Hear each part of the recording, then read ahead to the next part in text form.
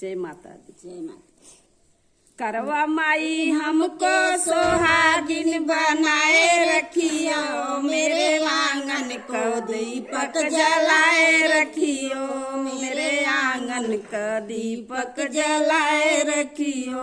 बेदिया मिलाई है बड़े भाग से, सिनुरा मिला है आशीर्वाद से। बेदिया मिली है बड़े भाग से, सिनुरा मिला है आशीर्वाद से। दोनों के अमर बनाए रखियो, मेरे आंगन को दीपक जलाए रखियो, माई आंगन को दीपक जलाए रखियो। करवा माई हमको सोहागिन बनाए रखियो, मेरे आंगन का दीपक जलाए रखियो, मेरे आंगन का दीपक जलाए रखियो। चूड़िया मिलाई है बड़े भाग से, मेहंदी मिली है आशीर्वाद से। चूड़िया मिली है बड़े भाग से, मेहंदी मिली है आशीर्वाद से।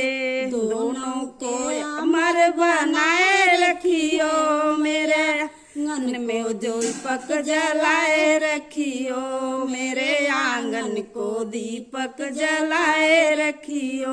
पहला मिला है बड़े भाग से, बिछुआ मिलाई है आशीर्वाद से, बिछुआ मिली है आशीर्वाद से। दोनों को अमर बनाए रखियो, मेरे आंगन को दीपक जलाए रखियो, मेरे आंगन को दीपक जलाए रखियो। करवा माई हमको सोहागिन बनाए रखियो, मेरे आंगन को दीपक जलाए रखियो।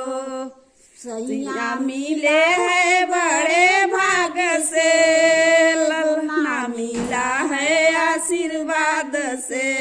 बलमा मिला है बड़े भाग से, ललना मिला है आशीर्वाद से। दोनों को अमर बनाए रखियो, मेरे आंगन को दीपक जलाए रखियो, मेरे आंगन को दीपक जलाए रखियो। करवा माई हमके सोहागिन बनाए रखियो, मेरे आंगन को दीपक जलाए रखियो, मेरे आंगन को दीपक जलाए रखियो।